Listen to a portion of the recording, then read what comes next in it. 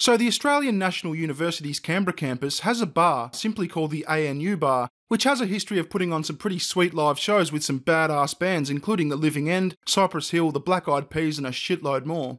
Unfortunately, the ANU Bar is closing, so a local promoter booked one last show at the venue which has recently come under fire for the stupidest fucking reason. This article was published on tonedeaf.com.au on the 11th of April. Regurgitator have pulled out of their upcoming gig due to its all-male lineup. By the way, Regurgitator are an Australian indie band that formed in the 1990s. While they've had some local success, they've never really taken off internationally. With Regurgitator set to headline the last ever gig at Australian National University's bar, it seemed like a fitting celebration for the 60-year-old venue. But now both the promoter and bands are under pressure after it came to light that the lineup was entirely male-dominated. In light of the lack of female and gender non-binary representation on the 11-act bill, and the ham-fisted response from the promoter when called out on it, some are calling on Regurgitator to lead by example and remove themselves from the bill, and the band have responded accordingly. Being made aware of the situation via social media, they quickly decided to pull out of the gig after a discussion with the promoter Gary Peden, and informed fans this afternoon via Facebook.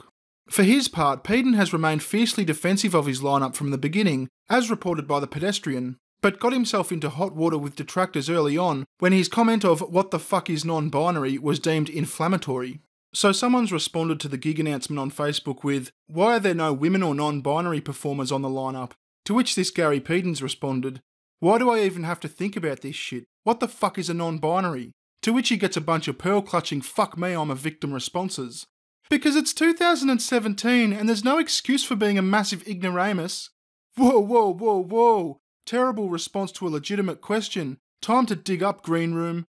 I'm a non-binary and I've been performing at/photographing this venue for like a year and a half.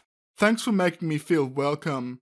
I agree, a legit question. Such an ignorant response from somebody I can only assume is male. There are plenty of non-male performers deserving to be on this lineup. Of course everybody should be thinking about gender equality in this day and age. Yikes, this is fucking disgraceful. I'm glad we turned this gig down now. Notice how not one of them explained to him what non-binary means? As far as I understand, this bloke's contributed a lot to the local music scene, and it seems like people would rather just be outraged by what seems like an innocent and completely fair comment. I mean, why does he have to think about this shit? He's a music promoter. Since when do music promoters have to be concerned with the latest gender bullshit that Tumblr spewed out? His defensive take on the situation continued, and Peden points out that he had attempted to book several female performers, but that none were available, a claim backed up by the above response by Charlotte I'm a Victim Pearlclutcher, who points out that her band did in fact turn the gig down. Peden also took to ABC Radio this morning to defend himself, Pedestrian reports, citing his ignorance of the term non-binary and displaying an apparent confusion between gender and genre. I've never heard of non-binary before, Peden told listeners. When I book an act, I don't sit down and think about the genre. The only genre I think about is it punk, is it rock, whatever. I don't sit there and go, I need to put a female band on. In this argument, Peden falls clearly on the side of gender not having to be a consideration when booking a lineup, simply talent. When I was booking the acts, I already did ask a few local female acts to be on the bill. Not because they were female, and it never entered my mind to ask them because they were female, but because I liked their band. If I'm going to cop backlash over bringing acts to Canberra and paying out of my own pocket for most of the gigs that I do, then I'd prefer not to do them. I've got better things to do.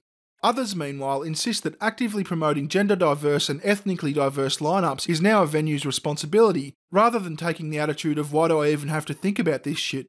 A mere few days back, one patron reached out to Peden, hoping to see more gender diversity at the venue, and he indicated that the main problem he faces as a venue booker is finding the requisite female talent. But the fact that this task now falls on his shoulders was quickly pointed out to him.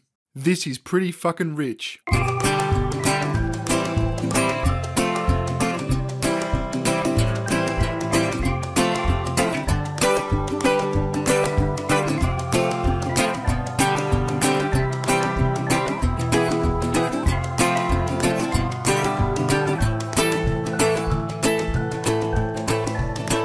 He doesn't have to fucking do anything to protect your self-righteous over-exaggerated sensibilities. He books bands to play shows. The only fucking thing he has to worry about is how hard does this band rock and will people show up? For fuck's sake. Peden insists there will be no changes to the show, at least on his part, but with Regurgitator making a swift exit and Slow Turismo reportedly following, that may not be his choice to make. As of now, the show is still scheduled to go ahead on Wednesday the 17th of June, sans women and very big headliner. Yeah, very big headline is debatable. Regurgitator released the following statement. Given our position on matters of gender equality, social justice and equal opportunity for all, we have decided we cannot be involved with the upcoming ANU finale event, based on the subsequent responses from the organisers to criticism about the heavy gender bias of the lineup and how this is aggravated rather than managed to accommodate the concerns posed online by people in Canberra. We have had to cancel our upcoming involvement in this ANU bar finale lineup. Apologies to any inconvenienced by this decision. Music is not about gender, but we cannot ignore gender in regard to the ongoing practices of music as an industry.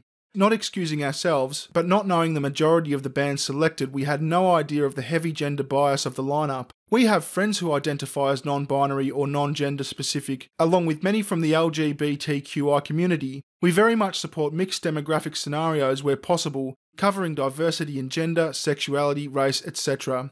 Like most, we are not without our flaws in managing such concerns, but we are aware of how important this is, so this matter very much concerns us as a group.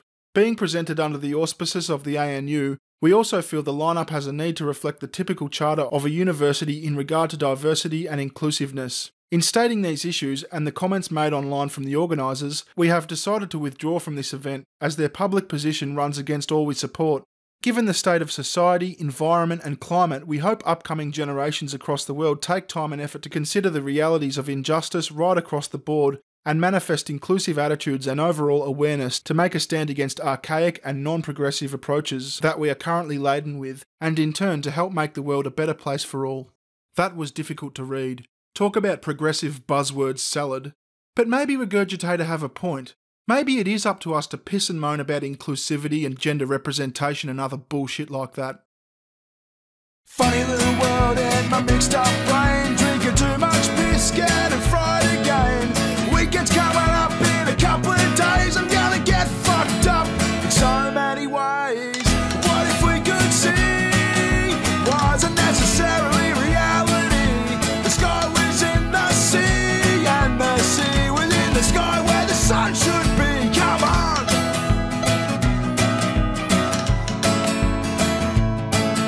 Well, I don't know about you cunts, but I definitely feel like I've done my part for social justice today. I'll catch you later.